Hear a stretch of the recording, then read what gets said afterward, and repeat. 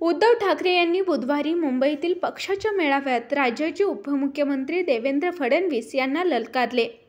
आता एकतर तू राहशील नाही तर मी राहील अशा भाषेत उद्धव ठाकरे यांनी फडणवीसांना आव्हान दिले. या वक्तव्यानंतर देवेंद्र फडणवीस यांच्या जवळच्या मानल्या जाणाऱ्या भाजप नेत्यांची फौज उद्धव ठाकरे यांच्यावर अक्षरशः तुटून पडली. भाजपचे प्रदेशाध्यक्ष चंद्रशेखर बावनकुळे यांनी उद्धव ठाकरे यांच्यावर टीका करताना तुम्हाला फडणवीसाचं राजकारण संपवायला 100 जन्म घ्यावे लागतील असे म्हटलं.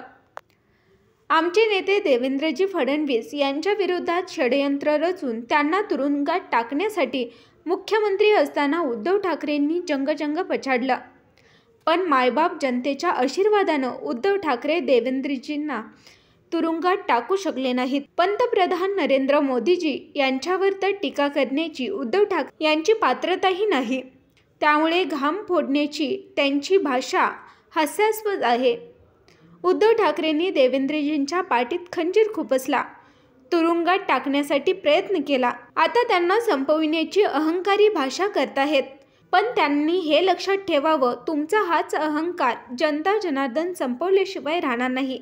देवेंद्रजींच्या पाठीशी जनता आहे, परमेश्वराचे आशीर्वाद आहेत.